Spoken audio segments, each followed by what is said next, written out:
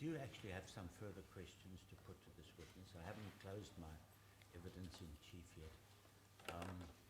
If I may proceed with them, but I think he has to be sworn in first. Indeed, my registrar is planning to do so. It's been a while since Dr. Loftus has been in the box. Thank you. So you may proceed with that after she is sworn in. Thank you. Good morning. Your full name is please? Isaac Adrian Johannes Loftus. Do you have any objection to taking the oath? None, to my lady. Do you swear that the evidence you're about to give will be the truth, the whole truth, and nothing but the truth? So help me God. Thank you, my lady. Dr. Loftus,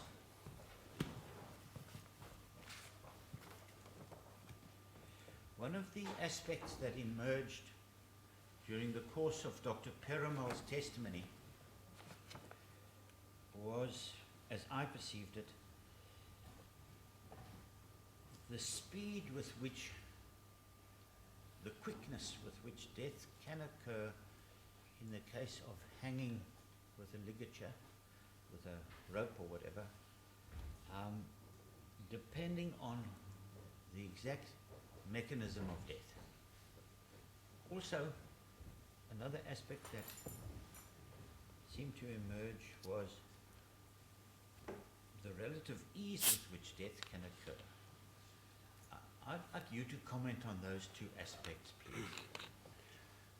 please. Yes, my lady.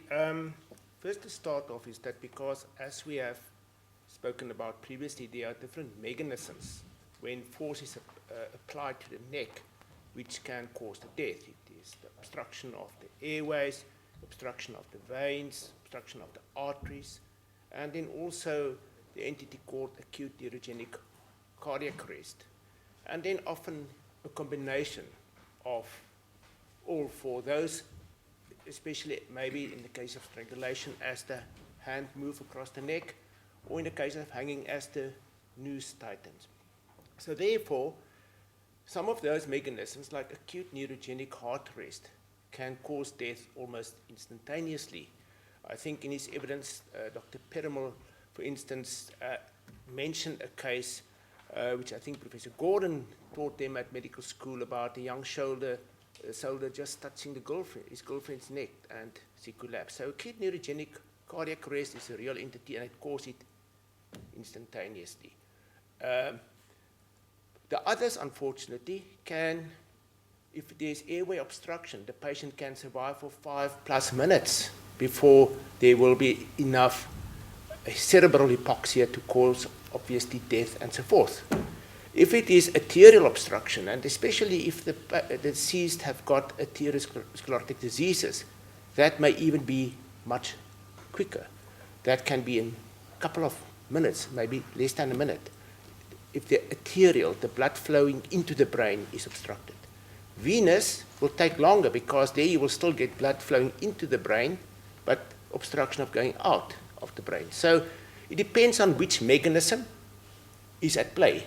But as I've said, often there's a combination of these mechanisms. So it becomes very difficult to predict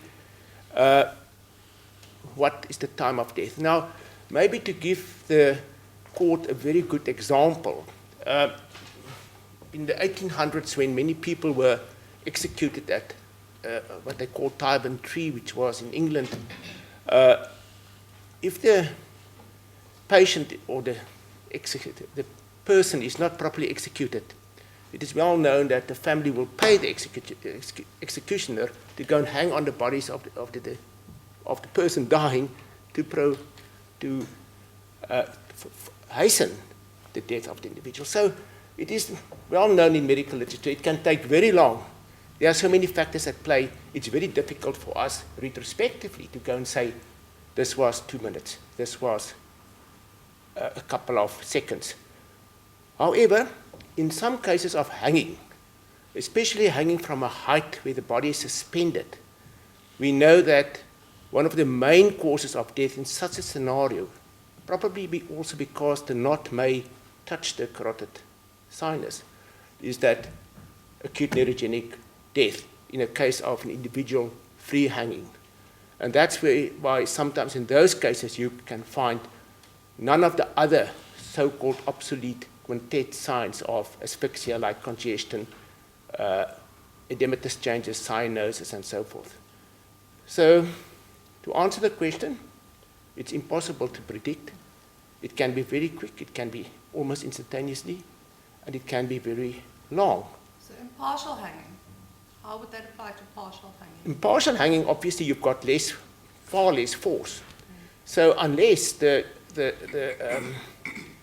noose is directly over the carotid sinus at one or other stage, you need 15 kilograms to obstruct the trachea.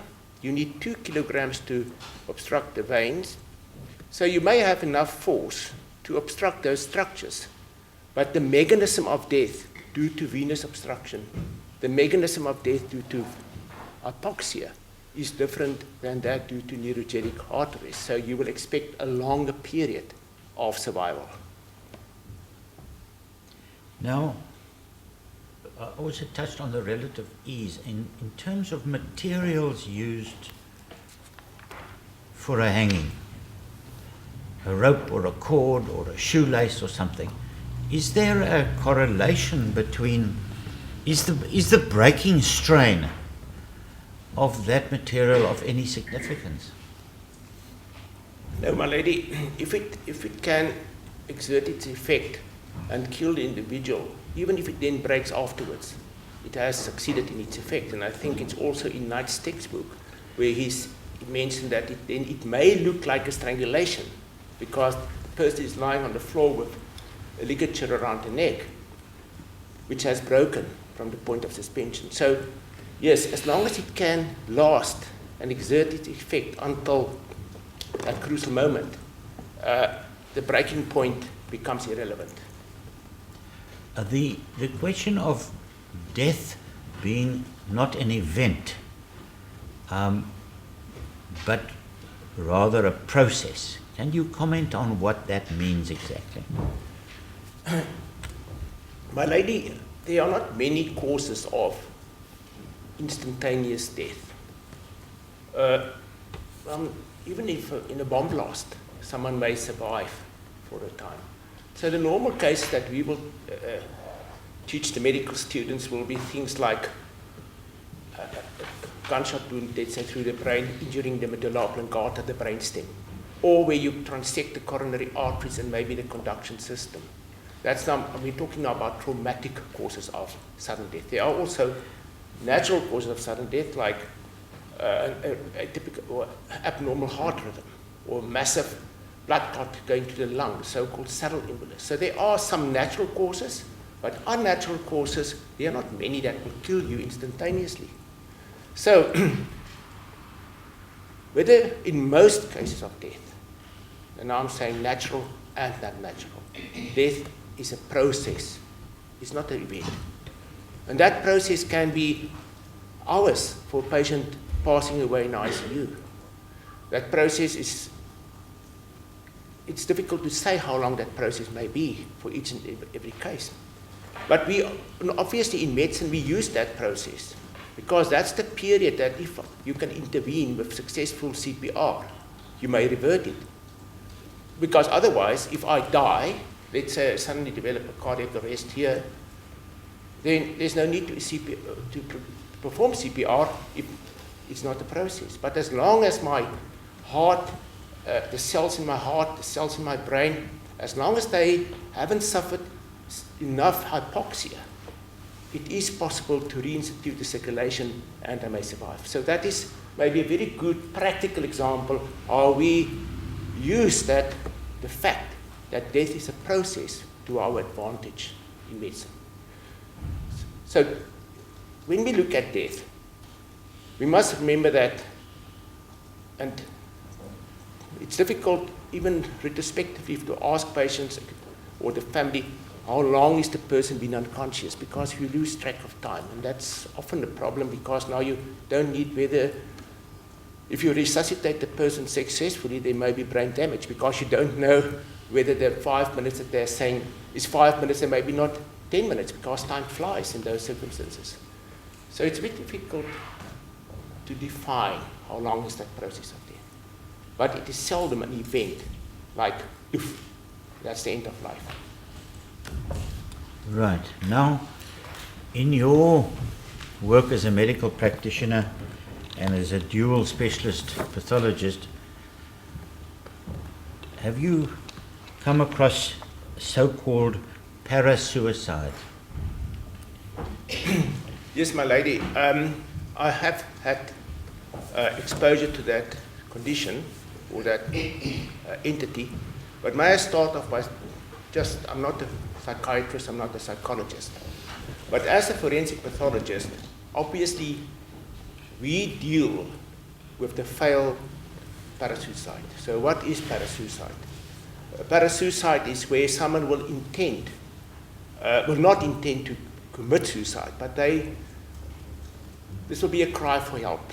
So the young kid can take an overdose of tablets. Someone can try and make a couple of incisions on their front forearm, hopefully not damaging one of the major arteries. Someone may gas himself in a car, hopefully that someone will save them. Someone may suffer one of the groups of asphyxial deaths, either drowning or whatever. Hopefully that someone will save them. So in forensic medicine, we get involved when something went wrong. When, unfortunately, the panados that were taken caused severe liver damage and the patient died 3 or 4 days later. Or when someone died due to an injury of the brachial artery. So for us as forensic pathologists, we must always be aware also of the condition called parasuicide, because we are dealing now with a case where suicide may have not been intended, but it was a complication of a parasuicidal act. And at the same time, while we're on the subject of suicide, what is also important for forensic pathologists, and it's not applicable in this case, but I need to put it just for the record, is also we have got a young boy, and he died, and everyone thinks it's a suicide, and when you look closer, you see this is in fact an autoerotic death, which have gone wrong, because in autoerotic deaths, the idea is to create a state of hypoxia, but unfortunately, sometimes the noose around the neck doesn't release itself, and the patient dies. So, forensic pathology, we deal with suicide. We don't have to be psychiatrists to deal with that. But sometimes we do get cases from the parasuicidal effect, and also from, as I've said, the autoerotic deaths. Just to give the court, my lady, the whole spectrum. Your view and your knowledge of this particular case that we're dealing with here, is it possible for you to exclude the possibility of a failed parasuicide? My lady, I'm not a psychiatrist, so I haven't studied in detail all the indicators and pointers, but obviously as a forensic pathologist, I can say that, as I've said before, you can never exclude anything, and I cannot confirm it either. So that's how far I can go with such a statement. Right. I want to move to one other aspect, and that is this concept of an injury, or let me say rather an insult occurring in the antemortem period, but only manifesting itself for the first time later. That was touched upon by Dr. Perimortem in his testimony. Can you just elaborate on that, please? Yes, my lady. In fact, I'm not going to. Last night I read again Dr. Perimortem's statement, so I've got it. What he was referring to is that there is maybe some controversy about, some people will say that this happened ante-mortem, let's say the injury, or the, let's call it the injury, but the signs that we see developed post-mortem. And obviously he explained it regarding the ligature mark around the neck. It was towards that aspect that he was aiming at. Now, because, and I've just mentioned this whole thing about the process of dying, because that's not an exact moment, but it's a period. I prefer, and I must say most forensic pathologists prefer the term perimortem, meaning around death. In that last minute or seconds before what we will say somatic death, when the heart stops beating, and then in that immediate period just after that, when there's maybe still a bit of circulation, and when there are still some functions of the body surviving. So I would prefer to use the term perimortem, and that is why, my lady, many of the articles that have been put to the court talk about the perimortal ligature mark. So I'm not differing from Dr. Perimel at all. I just want to use a term that is wider and that doesn't force me to say this is antemortem or this is postmortem. You also spoke about a certain period where there is a heartbeat, but not viable, vital, substantial heartbeat. The death is coming, it's going to happen, and the skin will still have a reaction. Yeah, my lady, when we talk about death, we define, and I'm not going to talk about brain death now and those things, those are not for this case, but what we do is we divide death in what we call somatic death and cellular death. So somatic death is, this is what we see with the naked eye. Someone collapsed, he's unconscious, he has lost his personality, if I can call it that way. He will have loss of reflexes. But often in that stage, there may still be a bit of a feeble heartbeat, but not necessarily effective, because there may be what we call a dissociation between the electrical impulse in the heart and the contraction. So there may be still some blood flow, but not very effective. And then out of somatic death, because the body cannot now propel oxygen to the organs, the second phase, cellular death of people.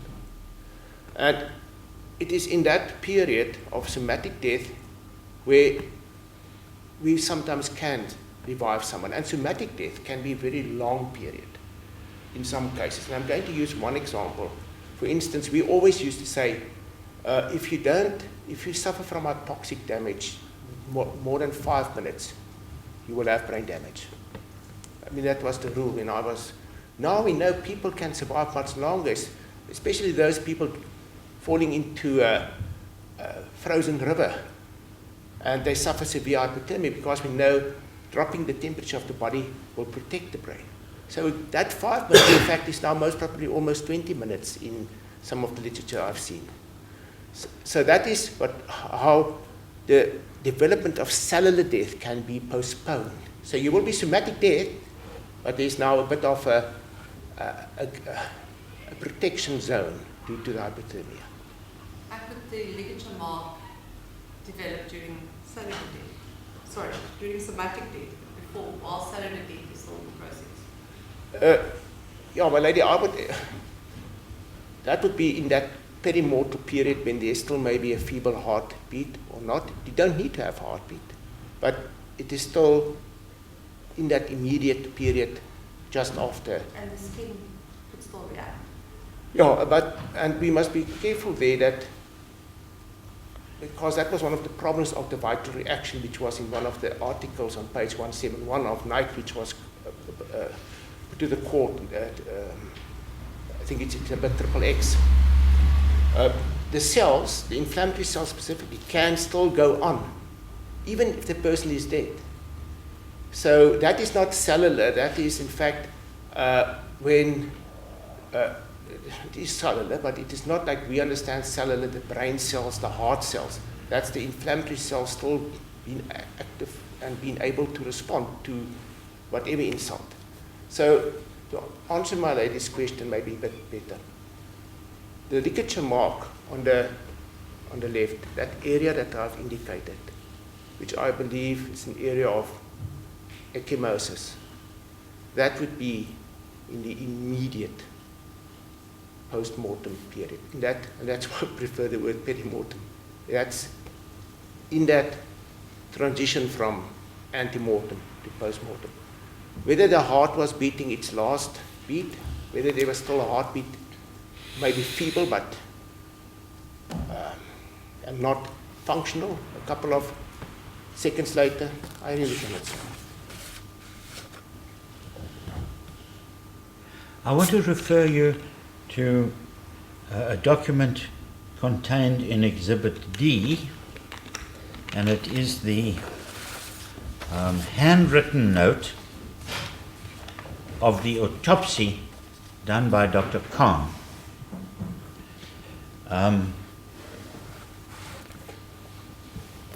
Do you have a copy of that there or not? Or can I give you this one?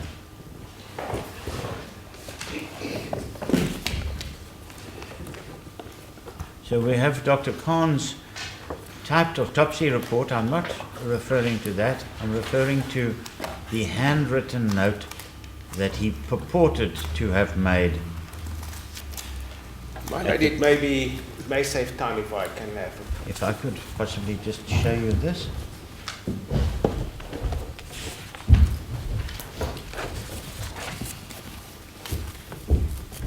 You are acquainted with that document. Yes, my lady. Now,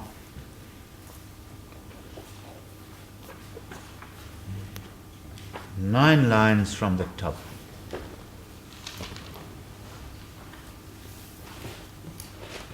You will see what a computer person would describe as a hash sign, and then in a circle an L, and then post, and then hyoid.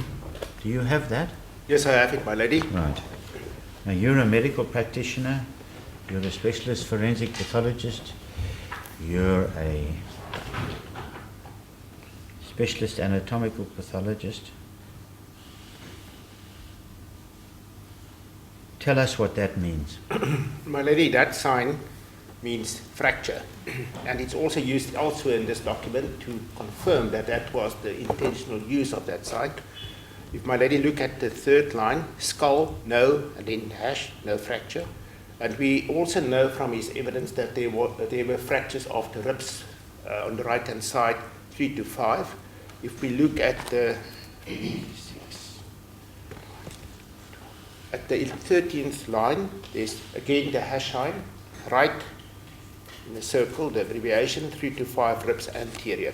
So there's no doubt in my mind that that's in line with the normal use of a hash sign in medicine indicating a fracture.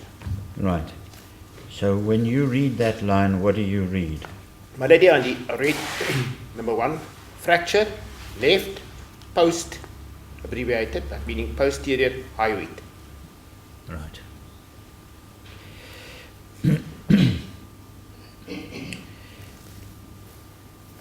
The next line, you read the following: hem with a left in circle, and then horn, post. What do you understand by that? My lady, if I may, in fact, I read those two together. I read it as fracture of the left posterior hyoid, Yes. meaning a fracture of the posterior aspect of the hyoid, which will be the greater horn. And in the next line, hemorrhage left horn posterior, which means that there's a fracture and hemorrhage. I don't see the word thyroid at all here. So, Is there anything here to indicate the thyroid cartilage cornea? no, my lady. If the intention was in line 10, then one would have said the hemorrhage left horn thyroid. Okay, thank you. Now, I want to look at two other aspects. The first one is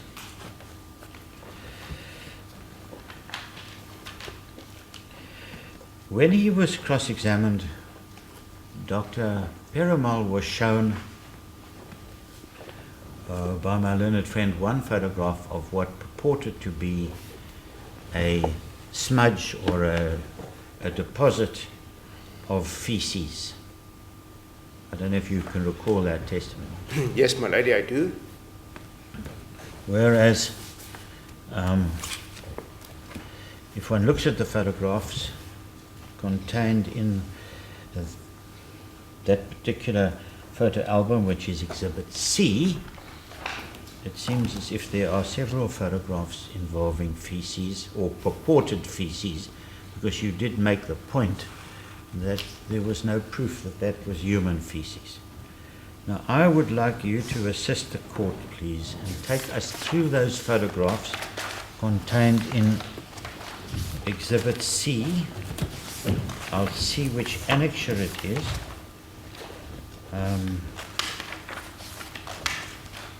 I think it's actually annexure A. And put this whole matter of the feces into context and tell us what conclusions, if any, can be drawn. Yes, my lady. My lady, so I'm looking at Exhibit C, at Annexure A. And after that question was put to me, I thought it would be worthwhile just to re-look at the whole issue regarding the deposit or whatever of feces. Now, as I said before, I'm not an expert in, like a blood spatter expert, but in feces. So it's a bit of common sense and logic that I have to apply.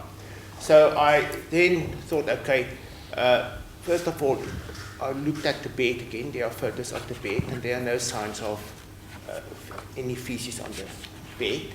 I also went back to the post-mortem report of Dr. Khan, and he specifically, when he commented on the Khan, he mentioned the presence of blood, but not of feces. So then I thought it will be worthwhile to look at the scene of death, and these photos are all representing that. Now, my lady, if I may start with photo 1. On this photo, which was taken from the outside with the police tape present, there are 2 spots marked B1 and B2. Now, unfortunately, and I've gone through the evidence of Captain, I think it's Captain Hubert, I don't find a glossary or an index of these marks. So I don't know if it exists, whether it was like an... It wasn't handed in. Okay. So B1 then, if we look at photo 2, we can see that those are 2 spots. One, and that's the outside, for the record, outside on the stoop part, which is also terracotta tiles. And there's one in the middle, and then one close to the doormat, which is marked B2. Then, when we go to B3, there's a photo just outside. There's another marked B3. This is on photograph? Photograph 3, sorry, my lady. Photograph 3 shows a couple of marks. The most important one is B3. That was the one which was showed to Dr. Perimortem, if I remember it correctly. And then you also see inside B4 to B7, but we will be dealing with them now. So when we go to photo 4, my lady, this is from inside the bathroom. There again, just from another angle. I'm not going to confuse the issue, but on this photo is something very important for the court, which I'll come back to now. I don't want to confirm the issue.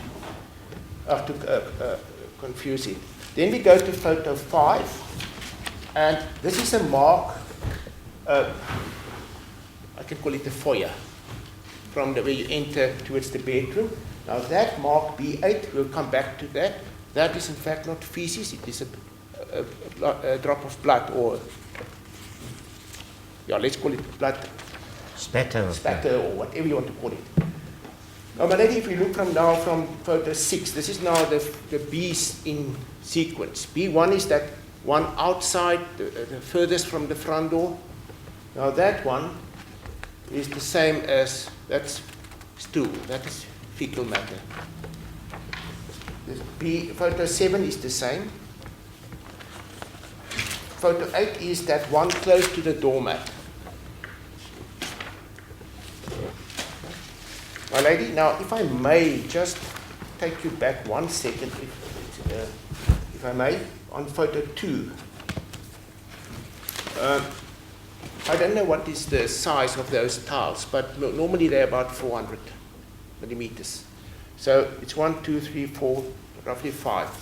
For me, that is the stride of a person. So if I've got something on my left foot and I walk, I will deposit it here and then 1.8 meters further again. So those two is for me in the pattern of someone walking.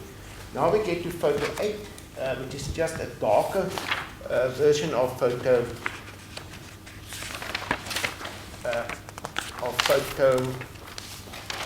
B8 is a darker version of that one outside, just next to the doormat. Photo 9 is then B3, that is the one that has already been shown to the court. And photo 10 is just a closer view of that same one. Now, as I said, I'm not a spatter or imprint specialist when it comes to stools and fecal matter, but maybe someone can make more sense of that one, whether that is due to the imprint of a shoe or which way it was deposited.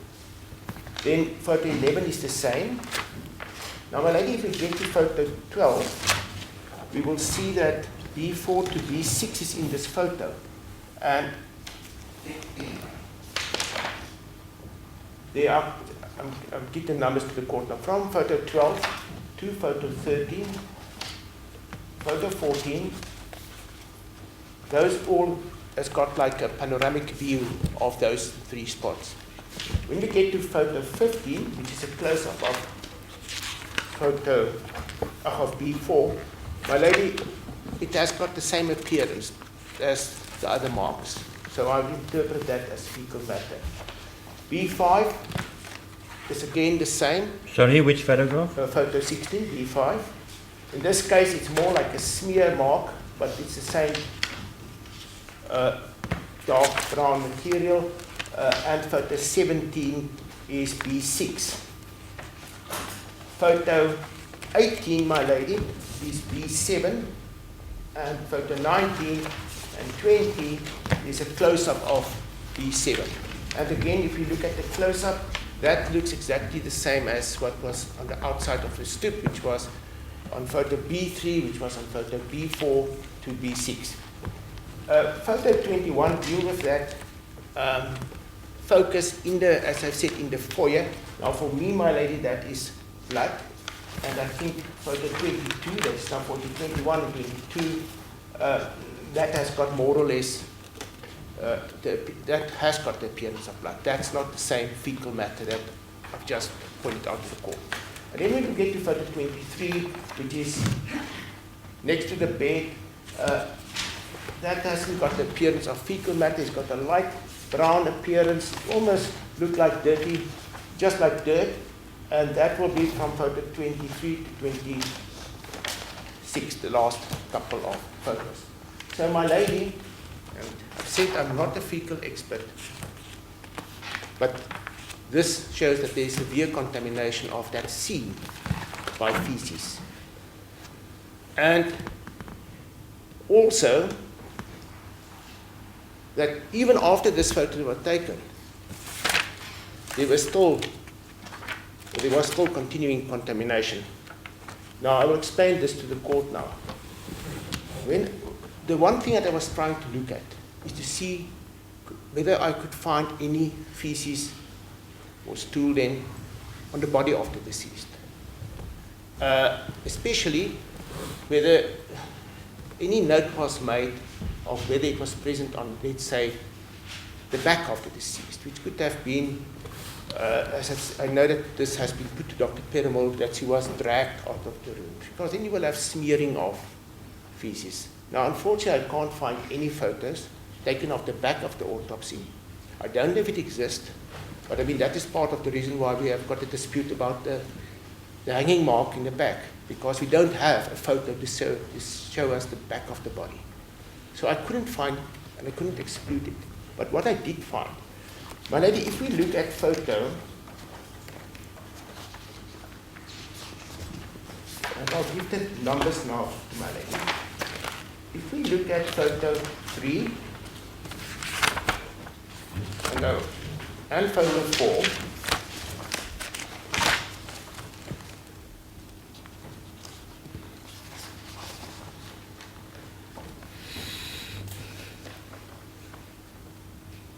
I can see the inner thigh of the upper leg, but there are no signs of feces on the inner thigh. Now, in the record, in the photos, and unfortunately, my lady, I have to apologize, I can't remember the number now, but in the photos taken by Dr. Khan at the autopsy, there's a photo of a swab of blood being taken from the upper inner thigh. And on that photo, there's fecal matter, which isn't present on this one. That's why I've said that there's contamination somewhere along the line. Someone must have stepped on the stools, and it is all over inside the bathroom, in that passage, and outside. Can I ask you if I could just show you in the second part? This is Exhibit D, Bundle 2. If I could show you photograph 93. I'm just checking with you, is that what you're referring to? If we could just hand this to you, that's once again the second bundle of photographs, starting with 83 and going on to 200 and something. Exhibit D, Bundle 2. Is that what you're referring to, Dr. Loftus? Yes, that's the one, but the photo that I've sent you of the swab is in fact not that one.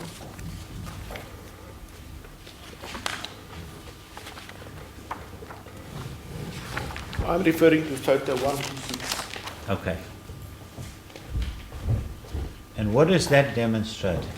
My lady, on this photo, and I'm going to get to it, it's still part of my analysis of the scene. On the photo taken at the autopsy,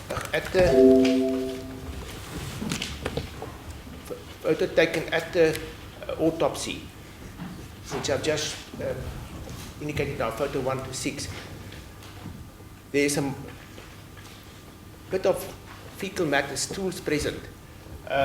And we can use, there's a bruise on the top part of just above her knee. If I use that as the reference point, I can with confidence say that somewhere from the body we move from here to the mortuary, some more contamination with stools occur, or with a stool. So that's my statement about the fecal matter. We can postulate. We don't know whether it's from the outside, inside, from the bathroom, outside, where it happened. It is just all over. And I'm not a fecal expert, so I can't assist the court at all. Right. But my lady, while I was then going through that exercise, and if I may now move to Exhibit C, Annexure C. Just hang on, let us get there. Right. That's headed victim. Oh, wait. Before you go further, can I just take you back to these photographs that you've been dealing with and ask you to look at photograph 12 of Annexure A.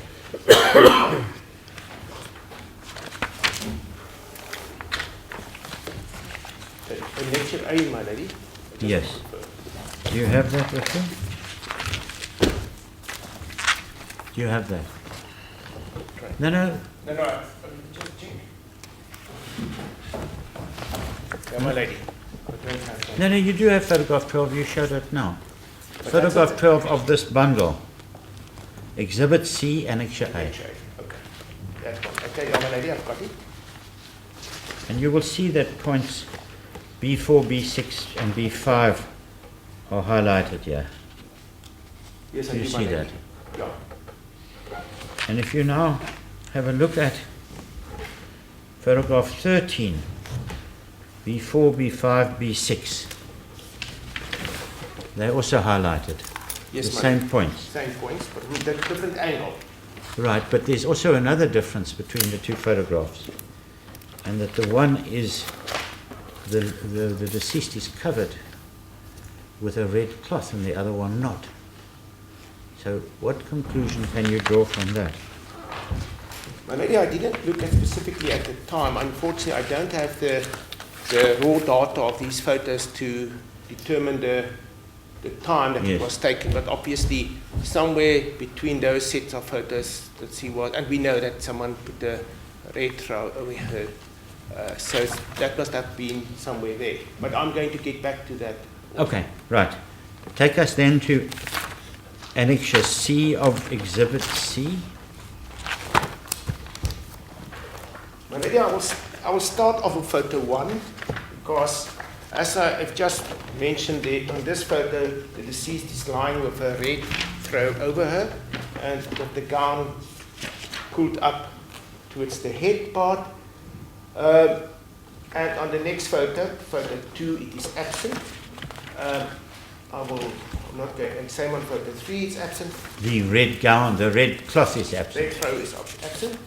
Now, if we go to photo 5, my lady.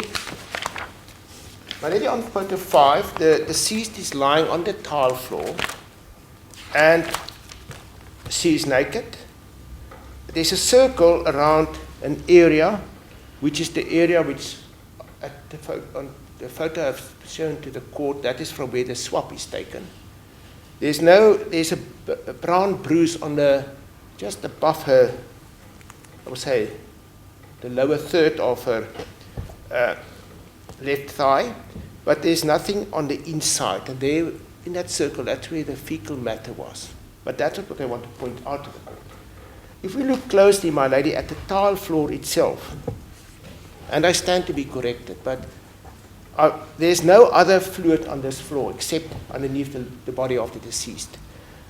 If we can look almost at the apex of that oval-shaped circle, bit of a contradiction in terms that, but let's say at the apex, there's something on the floor. Just to the right of or to the side of her right hip, there's some more. Typical where you will expect to find fluid in the grooves of a tile floor. If we look at photo 6, which is a close-up of a photo taken just above her knees, between the knees, there's fluid. And my lady, I've looked at all the other tiles, except those that I've just indicated. I don't see any other. I know it's a bathroom, and I know there's water in a bathroom, but then you expect it not in such selective areas. So what is my conclusion? My lady, I think photo 8 may be the best one for the court. There one can see the mark. The darkened. The darkened mark in that, where those grooves overlap, in that cross it is making there, where you would expect fluid to pool. Now, the reason why I just mentioned the red throw at this stage is that obviously material will absorb any. So if there's fluid and I throw it over the body, I absorb those fluid, but not where it's not touching the floor, which will be over here. It's going to be, it's thrown over the body, so it's not touching the floor. So my lady, for me, that is urine. So the deceased passed urine at that spot. And it's further confirmed by the fact that in the post-mortem report by Dr. Khan, and in the paragraph dealing with the urinary system, he recorded the bladder to be empty. So I've got an empty bladder, and I've got what looks to me like urine on the floor. And as we know, my lady, when people die, part of that somatic death response is the relaxation of muscle. That's why it's quite common that you will find people passing urine or passing stools at the time of death. So for me, whatever, I'm not commenting now about what could have happened before this. Ultimately, this is where the deceased passed away. This spot here. And I'm not commenting now about anything else except the place of death. which will then also fit in with the stools and so forth, because that would have been the source of the stools, the same mechanism.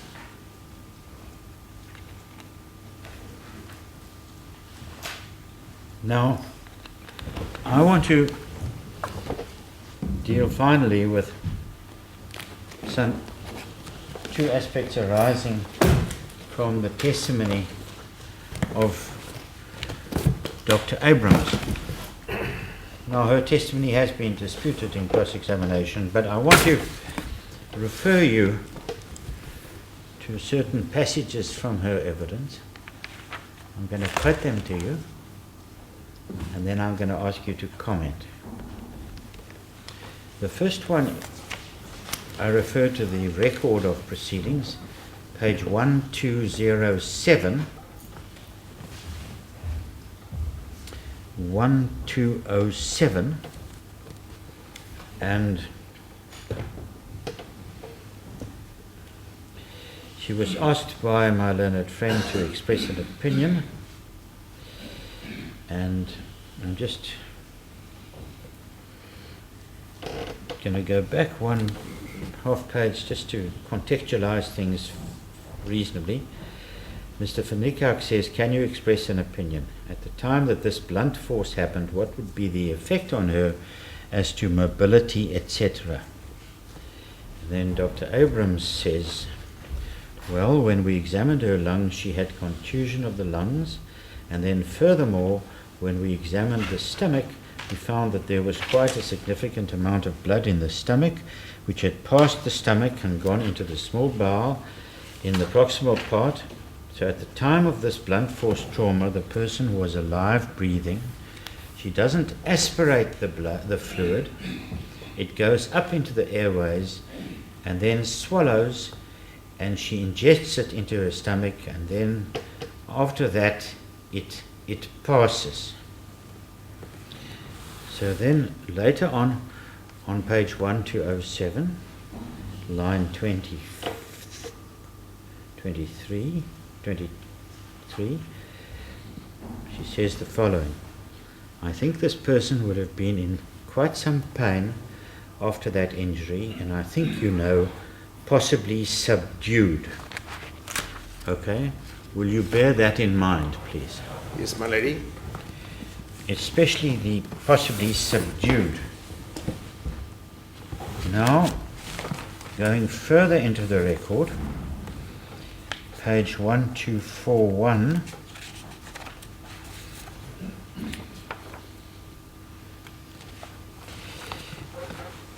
but once again we're dealing with Dr. Abrahams, and this time the learned court puts the following to her. I just want to ask quickly, we touched on yesterday, so in your report and your testimony you indicated that the fractures to the rib cage, yes, that was ante-mortem, yes, and not post-mortem. Not post-mortem. Now just to stop there, Dr. Perimortem, of course, has given his views on that. So could that not have been sustained in your view during CPR? Dr. Abrams, in her wisdom, says no, she was alive at the time that she had sustained the rib fractures. And with this rib fractures, I did ask you yesterday to what? I'm trying to get visual as to, in your view, how active she would have been able to be, or to what extent she'd be able to have the freedom to move around. You did say the word subdued, but I'm asking myself if she, for example, had sustained this rib fractures when she had fallen in the parking lot earlier in the evening, would she have been able to go back to her room, go about in her room, go to bed, fall asleep, get up, thereafter go to the bathroom at 7? I'm trying to understand from your words yesterday, to what extent would she have been able to do that with those injuries? And Dr. Abrams replied to the learned court, I think there was forceful blunt trauma to her chest prior to her death, and that during that injury she sustained rib fractures and pulmonary contusion, and that there was then blood coming up into her airways, and that she ingested it or swallowed the blood into the stomach, and that was, I think, some time before her death. So where she was, I can't say. It might be that she was outside and... Right. Your comments on that? My lady, I completely differ from Dr. Abrams' opinion. And there are two aspects that I... Number one is regarding the respiratory impact of the injuries. Now, my lady, I have presented a quadruple C to the court which dealt with lung injuries, and I've explained to the court the normal anatomy, the physiology, and then also the reason why I don't agree with what is said there, because if I've, for instance, just to say one major difference between me and Dr. Abrams, if I've got something that's bleeding in my lung, yes, I will cough it up, but I'll also, each time I have to inhale one at a time, then I will inhale it back to my lungs, and that's why you will get the leopard skin appearance. So what you're saying doesn't make sense. So I've gone through that to the court, and I've explained to the court the principles behind, or the principle behind a leopard skin appearance of the lungs that you will find with aspiration of blood. It's not, you can't only say, yeah, but she will cough up blood. She will also aspirate blood. Unfortunately, as I've said already, you have to inhale and exhale. So that was on the last page of quadruple C, page 15. I had the slide which said clinical pathological correlation, where I then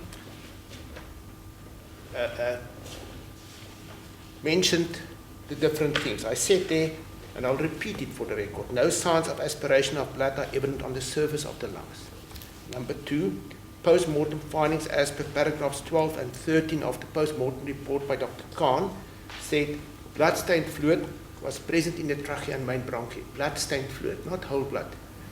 No signs of hemorrhage other than a contusion and petechial hemorrhages were noted by him in his report. Then the post-mortem performed by Dr. Perimortem, where he did histology. Now, my lady, as I've also in this presentation told the court, if you have to, the thing that will give you the answer is the histology. And he said histology only showed congestion and pulmonary edema. The presence of blood in the air spaces was not recorded. That excludes aspiration of blood. That excluded. I mean, it's not there. And then I made this statement, which I still stand by. I said, there are no morphological findings to indicate that the respiratory function was compromised in that period preceding death. So there's no scientific evidence to that effect. So I differ from Dr. Abrams. But I also differ from her in another aspect. I want to, before we get to that, or maybe it's the same as I'm about to deal with, if I go to the record, page 1243, and once again, the learned court is putting questions to this witness, and I'm just going to start reading from line 2 at the top of the page. So I'm trying to, from what they're telling me and the injuries which you believe were affected or sustained ante-mortem, whether someone in that position would have resorted to falling asleep, or to what extent is these injuries would compel someone to engage medical assistance. And Dr.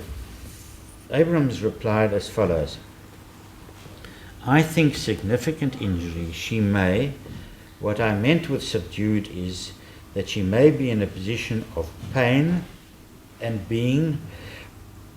breathing blood or bringing it up into her airways and then ingesting it. She would be in a position where she needs to protect her airways, and therefore she might actually have reduced consciousness, reduced ability to move well, reduced ability to defend herself, and she may therefore be overpowered very easily in a second assault. And as I said yesterday, this would be quite a painful event. I was asked yesterday, would she possibly be able to move about? And I think, well, I suppose one can't exclude that she could move, but I suppose not very well, not efficiently, and she might very well be lying in bed just to protect her airways. Can you comment on that? Do you concur or do you disagree with what Dr. Abrams is saying there? My lady, yes, and may I just read another sentence on because... Yes, please. Can we just go to 1244? And this is still dealing with the injuries. Page 1244 of the record, right. Would this injuries to someone, to the patient, have resonated the concern of or alarmed the call for medical help? I think it should, was the response by Dr. Abrams. And then, because of the significance, or the response is, because of its significance, she's ill, she's injured. And then, when I read this, I thought, but it is, anyone who has done forensic pathology know that the question is often asked to us, but what would have been the capacity of someone to act after a gunshot wound? And we all from experience know that you must be very careful to be dogmatic like this and say, this patient would have been subdued, being incapable of doing something. And that is why I've got an article that I would like, not an article, it's a page from Knight's book that I would like to bring to the court to support what I'm saying. And really, I think one can't be that dogmatic in forensic pathology. And my idea, I would like to read that passage to the court if possible. Now, while we're dealing with that passage, I refer to an exhibit that was handed in by my learned friend when cross-examining Dr. Perimortem, and handed in marked XXX. And it comprises a composite from part of 2 pages of Knight's Forensic Pathology, pages 170 and 171. The bottom, it only includes the bottom part of page 170 and the top part of page 171. That's exhibit XXX. I want to hand you the full script of page 170 and 171. I've marked with a box maybe I could just give this to the learned court too. I've marked with a box what was only included in the passage copied by my learned friend. In other words, if you look on page 170 as I've marked it, the bit more than half the page above the box is excluded. Do you see that? I see it, my lady. Right. Now let's look at the bit that was purposefully excluded. Can you comment on that? Yes, my lady, this deals specifically, this is at the end of the chapter by Knight regarding the pathology of wounds, and just to put it in perspective, the bit that was previously in front of the court is the bit dealing with the vital reaction. So that is just to put it in perspective. So I would like to read to the court. From the first column, the last paragraph, starting with where a wound has transected. If I may, my lady. Sorry, where are you reading Page from? 170, this is the first page. Yes. Left-hand column. Left-hand column. Yeah, of the first column, if you want to call it. Yes. The last paragraph, the last 2 sentences, starting there. Okay. Where a wound has transected the major coronary artery, but that's the artery to the heart, then prolonged survival is unlikely, as is one that interrupts a major branch of the conducting system. That's the system triggering the heart to beat. Other than injuries to the brain or to a large blood vessel, most other injuries can rarely be declared to have caused sudden death or rapid loss of function. If I may just, my lady, we did discuss this morning regarding those cases where this death is sudden. In criminal cases, it may be a point of some importance to decide whether the victim could have continued fighting, have run away, have resisted, or even have inflicted injuries on someone else before collapsing and dying. It is difficult to swear that at least some activity was not possible in the great majority of instances. If the adrenaline response of fight or flight, the shock element of pain is greatly suppressed. Many soldiers have been quite unaware of having sustained severe or lethal wounds until they notice the blood or the battle is over. Thus, the usual shock effect may be dampened down considerably in an assault, and only the sheer physical and hemodynamic sequelae of the injury will eventually lead to a slowing down, then collapse, and death. In the interval, injured victims may be able to perform normal physical activity, sometimes to an astonishing degree, albeit followed by sudden deflation of their capacity for exercise. Now, very important now. As in most aspects of forensic medicine, it is unwise of the doctor to be too definite about these matters. The old forensic aphorism, seldom say never, seldom say always, is even more true here than usual. Thank you. Now, my lady, if I may hand that up as exhibit, I think it's Multiple four Gs, is it? Somewhat. As the court pleases. Now, Dr. Perumal has expressed the strong opinion that the rib injuries and the lung contusions, in fact, were sustained by the deceased as part of the CPR chest compression process, cardiac compression process, if I could call it that. Would you like to comment on that? Do you have reason to disagree with him? No, my lady, not at all. And as I've said, that if the court accepts that to be urine, it does mean that there was still, the deceased was still in that dying process whilst he was lying on the floor, whilst he was resuscitated. And obviously then, that's why it's not unexpected to have hemorrhages around the fractures related to the CPR. Thank you. Now, you didn't attend either the first or the second autopsy by the very nature of things. We know that.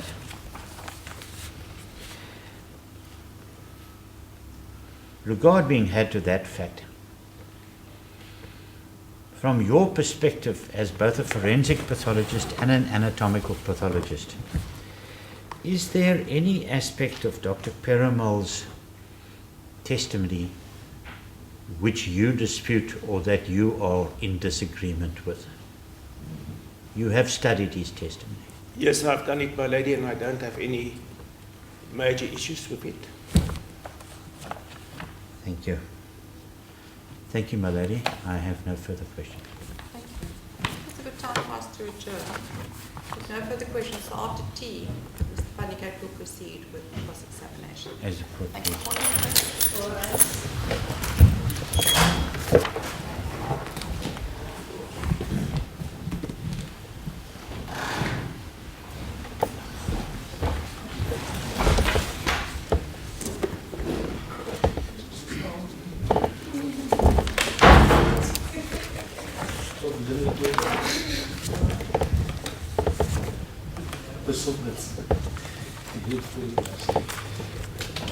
Did you try and use the toilet downstairs? No, it's locked.